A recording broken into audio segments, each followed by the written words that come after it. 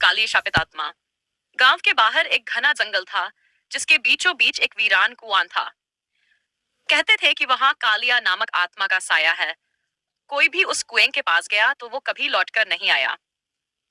गांव के बुजुर्गों के अनुसार कालिया एक तांत्रिक था, जिसने अमरता पाने के लिए काले जादू का सहारा लिया था, लेकिन अपने ही जादू का शिकार होकर शापित आत्मा बन गया। अनजाने में हुआ भयानक खेल। एक दिन गांव के चार दोस्त रवि, सूरज, मोहित और अजय मजाक में कुएं तक जाने का फैसला करते हैं। रात के अंधेरे में जब पूरा गांव सो रहा था, वे टॉर्च और कैमरा लेकर जंगल की ओर बढ़ते हैं। हवाओं में अजीब सी सर्दी थी और दूर कहीं उल्लू की आवाज आ रही थी। कुएं के पास पहुंचकर अजय ने पत्थर नीचे फेंका। कोई आवाज नहीं आई। ये देख सभी सहम गए। तभी रवि को कुएं के किनारे कोई परछाई हिलती हुई दिखी। कोई यहाँ है? वह डरकर चिल्लाया। शापित आत्मा का प्रकोप। अचानक कुएं के पानी में हलचल होने लगी। पानी की सतह पर एक अजीब आकृति उभर आई। लंबे बाल, लाल चमकती आंखें और फटी फटी काली त्वचा। तुमने मेरी नींद खराब कर दी, एक गहरी डरावनी आवाज गूंजी। सभी दोस्तों के शरीर सुन पड़ गए। सूरज ने भागने की कोशिश की, लेकिन उसका पैर कीचड़ में फंस गया। तभी एक अदृश्य ताकत ने उसे पकड़ लिया और कुएं के अंदर खींचने लगी।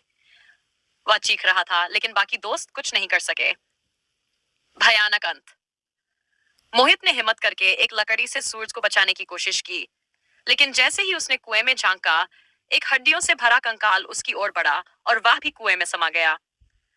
अब सिर्फ अजय और रवि बचे थे। उन्होंने दौड़कर डर जंगल से बाहर निकलने की कोशिश की, लेकिन उनके पीछे तेजी से कोई भाग रहा था। अचानक अजय जमीन पर गिर पड़ा और उसकी गर्दन पर एक ठंडी उंगलियों की पकड़ महसूस हुई।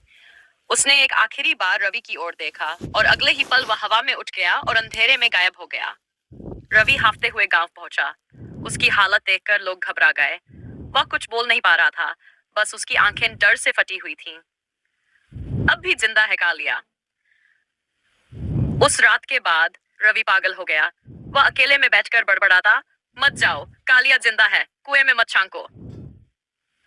कुछ महीनों बाद उसने भी अपनी जान दे दी। आज भी जब कोई उस कुएं के पास जाता है तो वहां से अजीब अजीब आवाजें आती हैं।